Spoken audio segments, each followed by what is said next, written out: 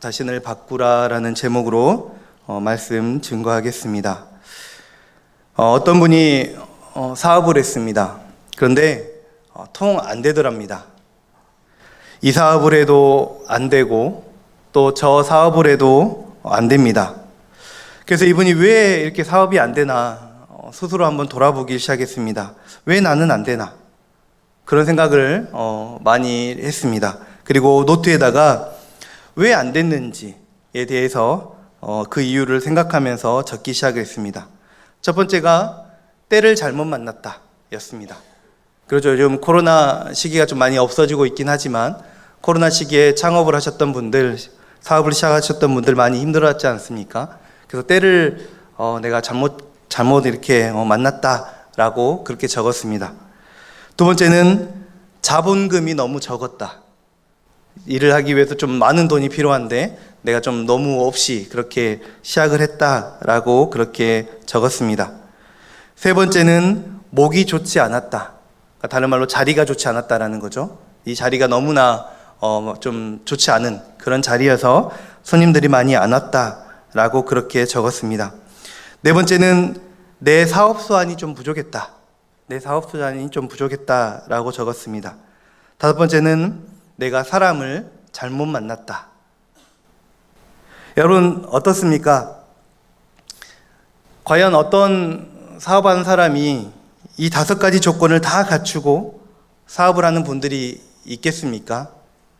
때를 잘 만나야 되고 자본금도 많고 자리가 너무 좋았고 사업 수완도 좋고 그리고 사람을 잘 만나는, 우리가 사업을 한다고 했을 때 이 5가지를 다 갖추고 시작하시는 분들은 아마 거의 없을 겁니다. 전 사업을 해보진 않았지만 짧은 소견으로는 아마도 대부분의 사람들은 다 어려운 가운데 정말 힘들게 노력을 해서 사업에 성공을 했을 겁니다. 5가지 이유 물론 중요하죠. 정말 필요한 일이기도 할 겁니다. 하지만 이분이 찾지 못한 조건 하나가 있습니다. 그것은 바로 자기 자신입니다. 자기 자신을 찾지를 못한 겁니다. 세상의 모든 일은 다 자기 자신으로부터 옵니다. 자신이 지금 어떤 생각을 가지고 어디에서 무엇을 하고 있는지를 분명하게 알아야 되는 겁니다. 자기 자신을 알고 남을 알면 100번 싸워서 100번 승리한다 라는 말이 있죠. 지피지기면 백전백승이다. 그런데 사람들은 언제나 남은 얼른 볼 줄 아는데 자기 자신은 얼른 볼 줄을 모릅니다. 남은 그렇게 보수적이어서 조금만 잘못해도 지적하고 그렇게 평가하는데 나에게는 되게 관대해요. 그래서 남이 하면 그렇게 욕하면서도 내가 그것을 똑같이 행하면 이렇게 얘기하죠. 이번에는 어쩔 수가 없었어. 이번 건은 그럴 수밖에 없었어 라고 그렇게 생각을 합니다. 그래서 내가 하면 로맨스고 남이 하면 불륜이라고 얘기하죠. 줄여서 내로남불이라 하지 않습니까? 그래서 예수님도 형제의 눈 속에 있는 티는 보고 내 눈 속에 있는 들보는 깨닫지 못하느냐라고 그렇게 책망하신 적이 있습니다. 다른 사람의 허물을 지적하기 전에 먼저 나에게 있는 허물을 깨닫고 고치라는 그런 말씀인 것이죠. 내 자신부터 바꾸라는 겁니다. 여러분 그렇지 않겠습니까? 내 눈 속에 들보가 들어있는데 어떻게 남의 눈에 있는 그런 티끌을 지적하고 빼라고 그렇게 말할 수가 있겠습니까? 우리나라 속담에도 이런 속담이 있습니다. 똥 묻은 개가 겨 묻은 게 나무란다. 꼭 예수님이 하신 말씀이에요. 형제의 티를 지적하기보다 나의 들보를 먼저 깨달아라. 오늘 본문에 보면 나 자신을 바꾸려고 노력한 인물이 나옵니다. 바로 야곱이죠. 야곱은 태어나기도 전부터 하나님께로부터 미래의 복을 약속받은 그런 사람입니다. 그런데도 불구하고 야곱은 가는 데마다 어려움을 겪어요. 하지만 그때는 야곱이 그 어려움을 겪는 이유가 어디에 있는지를 몰랐습니다. 형 에서와 20년 동안이나 사이가 좋지 않았죠. 삼촌집에 갔더니 거기서 14년이나 종살이를 해야 됐습니다. 34장에 보면 삼촌집에서 이제 나와요. 나와서 자기 딴에는 새 출발한다고 그러면서 세겜이라는 곳에 가서 거기서 거주하기 시작합니다. 그런데 어느 날 그의 딸 디나가 세겜 새로운 땅에 왔으니까 아마 모르겠어요. 그 땅이 좋았는지 아니면 그 땅의 시내를 구경하고 싶었는지 세겜 땅에 두루두루 돌아보면서 그렇게 구경을 하러 나갑니다. 그리고 돌아오는 길에 그 땅의 추장의 아들에게 강간을 당하고 말아요. 야곱은 가는 데마다 이렇게 어려운 일만 생깁니다. 엎친 데 덮친 격으로 이 일이 간단하게 끝나지를 않는 거죠. 야곱의 아들들, 그러니까 디나의 오빠들이죠. 이 디나의 오빠들의 분노가 하늘을 찌릅니다. 결국에는 어떻게 됩니까? 피비린내 나는 살인극이 벌어지고 마는 겁니다. 추장 아들이 디나를 강간한 이후에 모르겠어요. 디나가 사랑스럽게 보였는지 모르겠습니다. 야곱에게 찾아와요. 찾아와서는 그의 딸 디나를 달라고 요청을 합니다.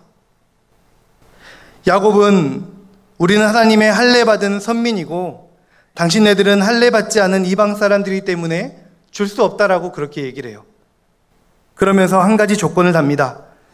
당신들이 할례를 다 받으면, 당신의 민족의 모든 남자들이 할례를 다 받으면 그때 디나를 주겠다라고 약속을 해요.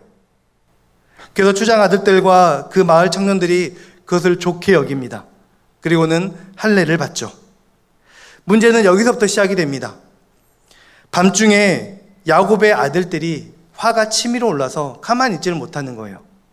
그래서 할례를 받고 아파서 가만히 누워있는, 움직이지 못하는 그 마을 청년들에게 찾아가서 모두 다 죽여버립니다. 당한 것에 이자까지, 고금리 이자까지 다 쳐가지고 갚아버리는 거예요.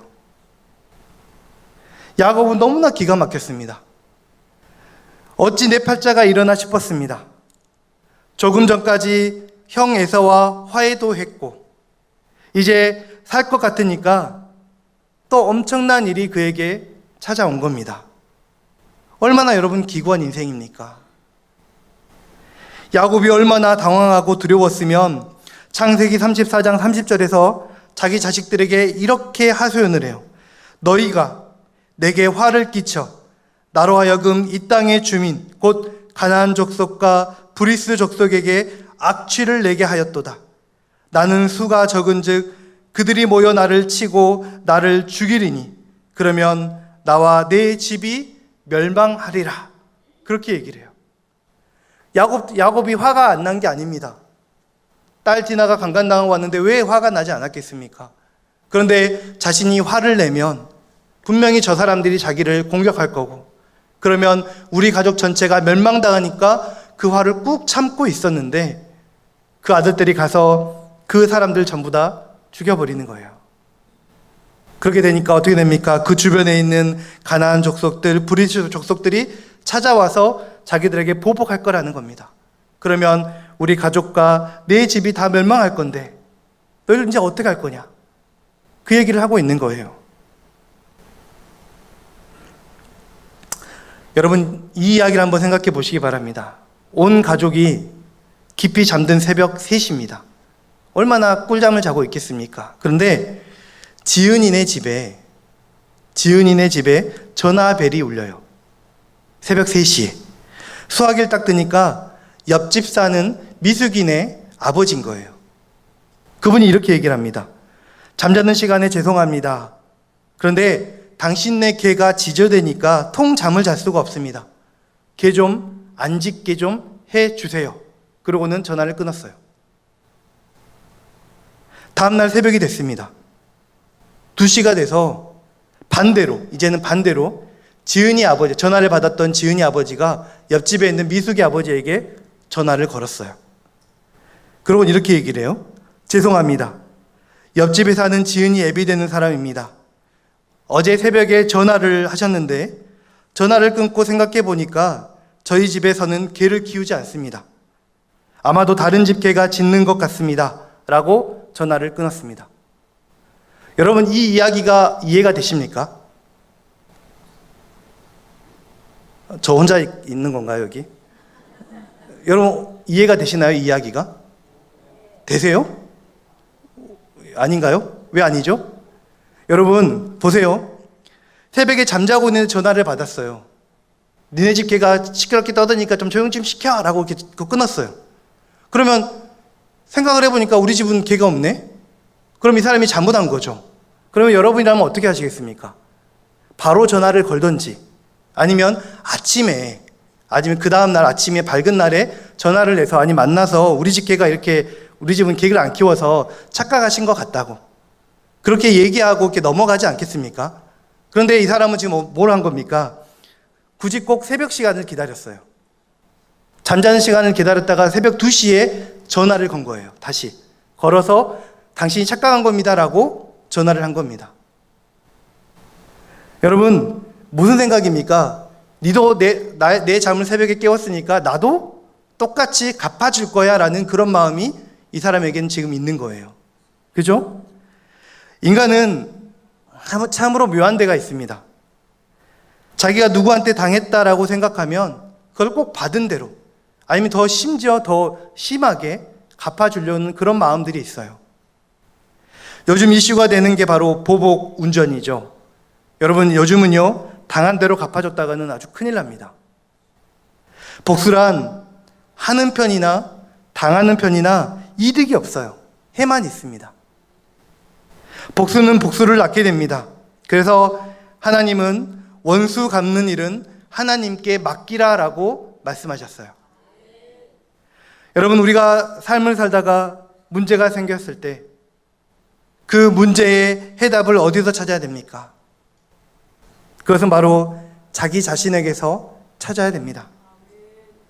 하나님은 야곱의 지금 이 문제를 세겜에서의 그런 어떤 주위 환경에서 찾은 것이 아닙니다. 그들을 찾아가서 보복하고 그들을 찾아가서 멸망시키는 그런 일로 끝내신 게 아니에요. 야곱 자신에게서 지금 찾고 있는 겁니다. 문제를 해결하기 위해서는 자신을 바꾸어야만 되는 겁니다. 문제를 환경이나 세상 조건 속에서 혹은 다른 사람에게서 찾으면 해답이 없어요. 그러나 나에게서 찾으면 해답이 즉시 있습니다. 그래서 우리는 자신을 바꿔야 돼요. 자신을 바꿔야 되는데, 자신을 바꾸기 위해서는 그러면 어떻게 해야 됩니까? 3가지를 놓고 함께 은혜를 나누려고 합니다. 첫째로, 베델로 올라가야 됩니다. 베델이란 하나님 집을 얘기를 해요. 우리가 자신을 변화시키려면 하나님의 집인 성전에 올라가야 됩니다. 하나님의 도움 없이는 아무도 변할 수가 없습니다. 다윗은 성전에 올라가는 노래를 지었습니다. 시편 122편에 보니까 이렇게 고백을 해요.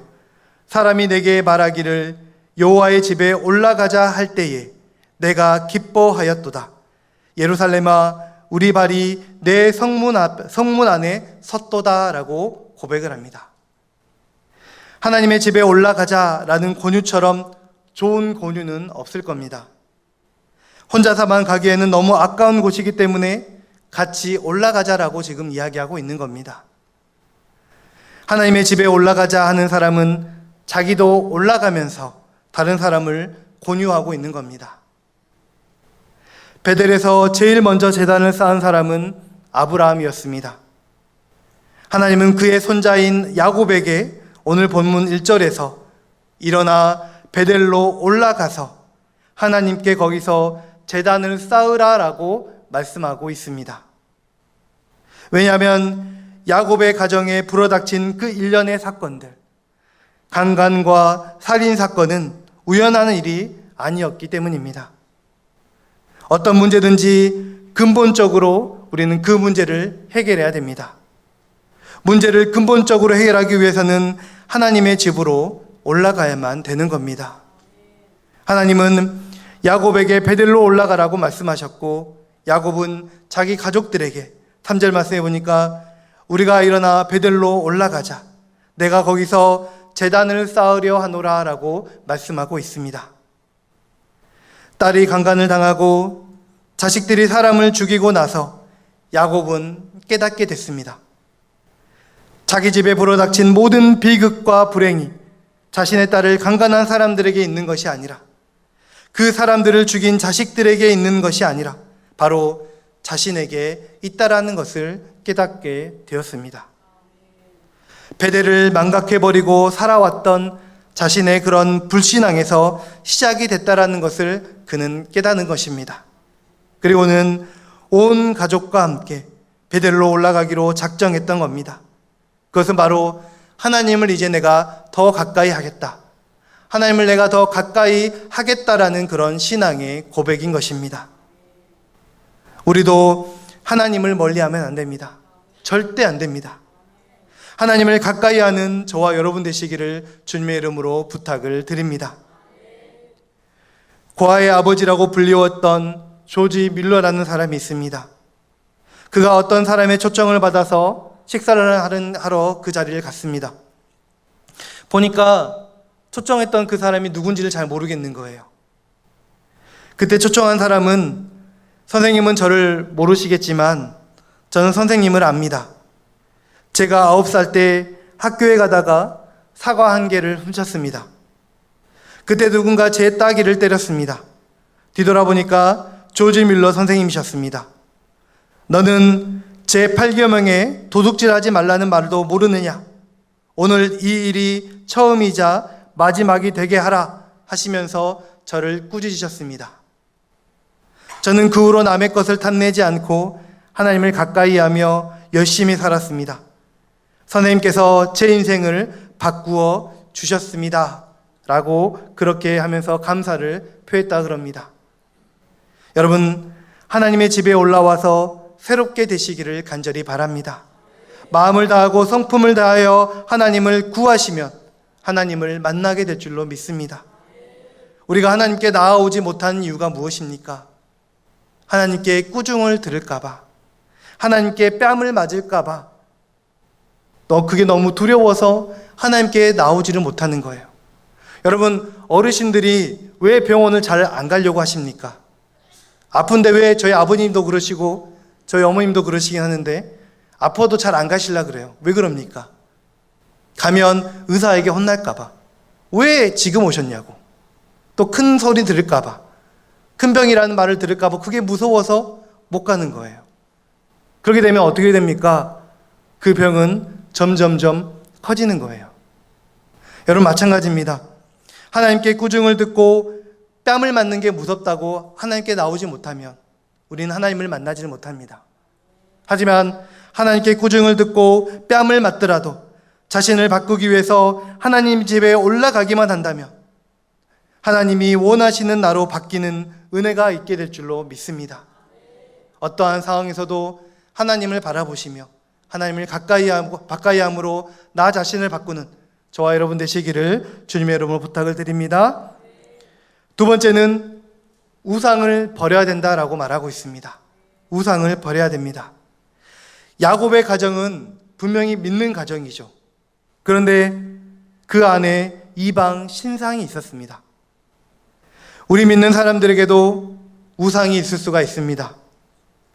우리도 하나님보다 더 사랑하는 것이 있다면 그것이 바로 곧 우상입니다.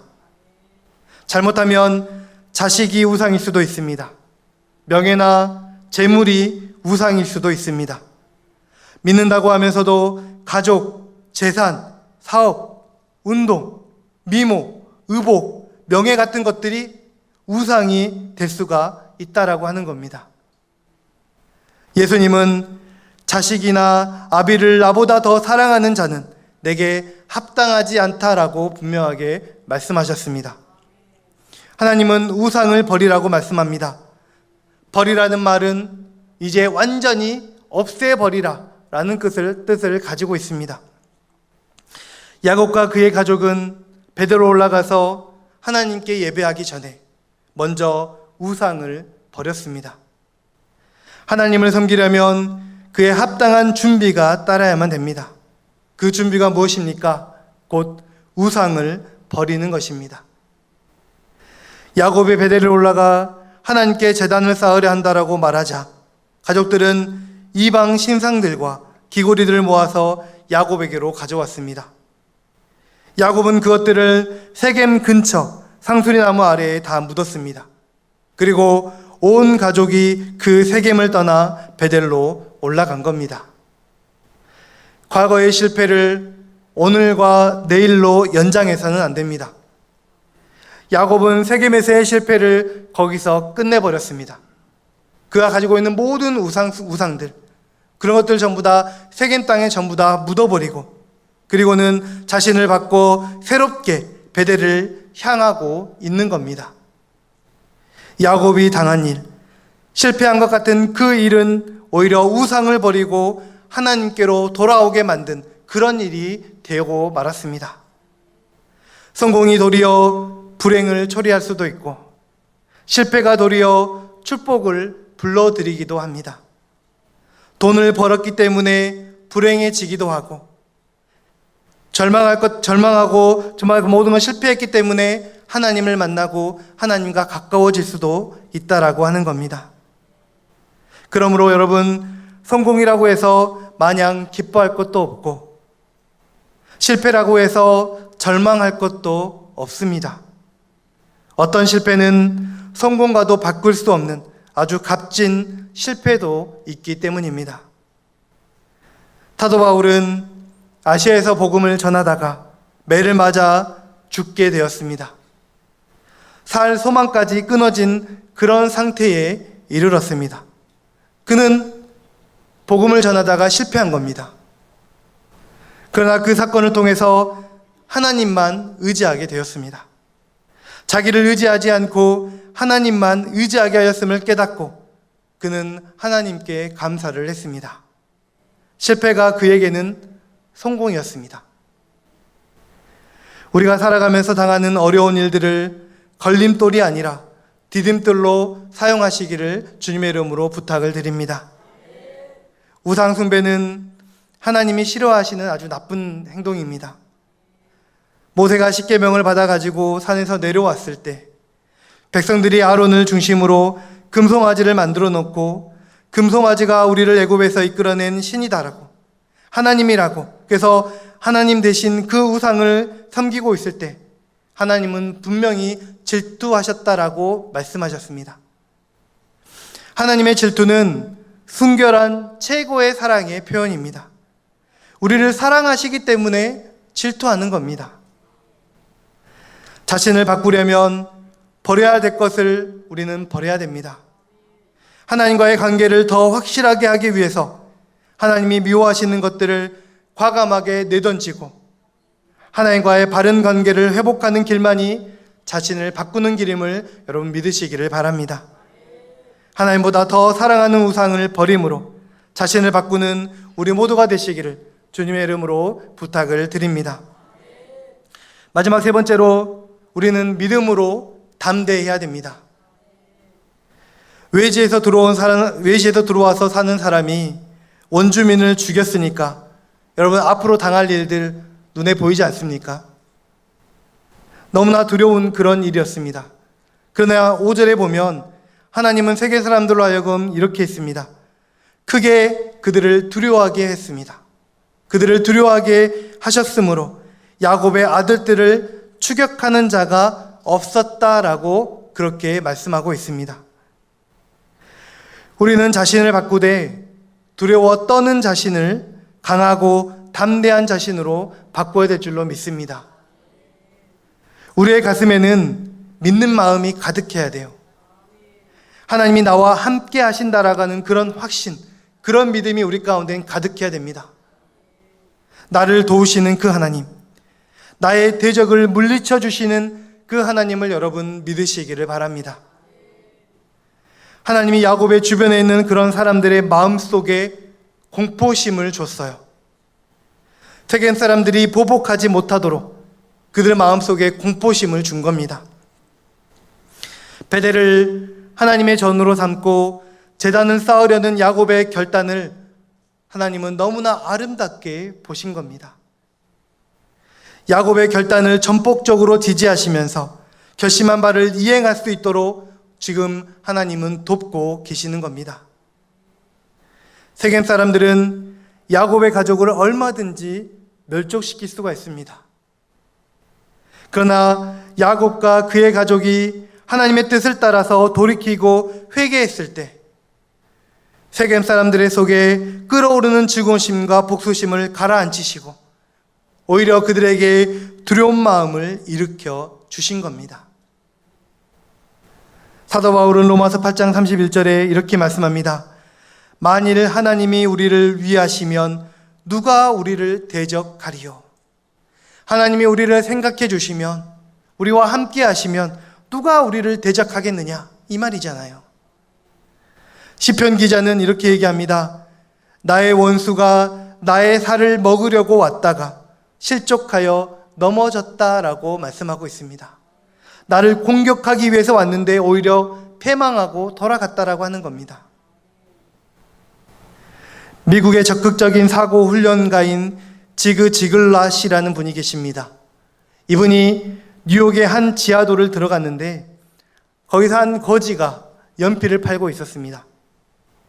연필은 받지 않고 $1를 건네주고 가고 있다가 연필을 안 받고 가는 것이 혹시 저 사람의 자존심을 내가 건드는 거 아닐까? 라는 생각을 하고는 되돌아가서 내가 $1를 줬으니까 그 연필을 받아서 갔습니다. 그러면서 지글러시는 이렇게 얘기를 해요. 당신도 나와 같은 사업가요 라고 칭찬을 하고 갔습니다. 그 정말 놀라운 일이 일어납니다. 거지였던 이 사람이 그 말 한마디에 힘을 얻기 시작을 했어요. 그리고는 자기 자신의 운명을 완전히 바꾸었습니다. 거지였던 그는 나중에 아주 큰 사업가가 되었다라고 합니다. 한마디 말로 도와준 것이 그의 인생을 새로 태어나게 만든 겁니다. 여러분, 하나님은 우리를 돕는 분이십니다. 여호수아가 가나안을 정복한 것도 하나님의 도우심이 있었기 때문입니다. 하나님이 우리를 도우시면 나도 할 수 있습니다. 너는 두려워 말라. 내가 너를 구속하였고 내가 너를 지명하여 불렀나니 너는 내 것이라. 내가 물 가운데로 지날 때에 내가 너와 함께할 것이라. 비틀거리는 나도 하나님이 붙들어 주시면 굳게 설 수 있는 줄로 믿습니다. 무서운 시련도 극복할 수 있는 줄로 믿습니다. 우리가 일어나 베델로 올라가자. 내 환난 날에 내게 응답하시며 내가 가는 길에서 나와 함께 하신 하나님께 내가 거기서 제단을 쌓으려 하노라. 여러분, 내홍이라는 말이 있습니다. 안 내자와 무너질 홍자를 쓰는 단어입니다. 내홍. 안 내자는 밖에서 안으로 들어온다 라는 뜻을 가지고 있고, 홍자는 말씀 언과 공교로울 공자를 더한 글자입니다. 그러니까 한마디로 무너뜨린다 라는 뜻을 가지고 있습니다. 온갖 공교로운 말로 거짓말을 꾸며 상대를 속여서 위험에 몰아넣고 마침내는 파멸에 이르게 한다 라는 뜻을 가진 단어가 바로 내홍입니다. 여러분, 한 나라의 최고의 자리에 들어와서는 안 될 자가 자리를 잡고 우리의 심령 속에 사탄이 자리를 잡으면 여러분, 그 나라도 그 개인도 다 망하게 되는 겁니다. 야곱의 집에 들어온 우상과 사치는 그 집을 파멸로 몰고 갔습니다. 우리 모두는 이방 신상을 버리고 자신을 정결하게 하고 의복을 바꾸시기를 바랍니다. 세겜 사람들이 야곱보다 더 큰 힘이 있었지만 그들이 야곱의 아들들을 해치지 못했습니다. 바로 하나님이 야곱을 도우셨기 때문입니다. 하나님이 우리에게 주신 것은 두려워하는 마음이 아닙니다. 바로 담대한 그런 마음입니다. 마음을 강하게 하고 담대히 하라. 두려워 말며 놀라지 말라. 내가 어디로 가든지 내 하나님 여호와가 너와 함께 하느니라. 우리와 함께 하시는 그 전능하신 하나님을 믿음의 눈으로 바라보시고 두려워 떠는 자가 아니라 강하고 담대한 모습으로 나 자신을 바꾸어 나가는 우리 모두가 되시기를 주님의 이름으로 부탁을 드립니다. 나 자신을 바꾸기 위해 여러분 베델로 나아오시기를 바랍니다. 혼나더라도 주님 품으로 나아오시기를 바랍니다. 또한 우상을 버리시기를 바랍니다. 하나님보다 더 사랑하는 것 버리시고 오직 하나님만 사랑하는 저와 여러분 되시기를 바랍니다. 마지막으로 믿음으로 담대하시기를 바랍니다. 하나님이 우리를 돕고 계십니다. 여러분이 사실을 믿으시고 또한 실행하심으로써 나 자신을 하나님이 기뻐하시는 모습으로, 하나님이 원하시는 그런 모습으로 바꾸어 나가는 우리 모두가 되시기를 주님의 이름으로 부탁을 드립니다. 기도하겠습니다.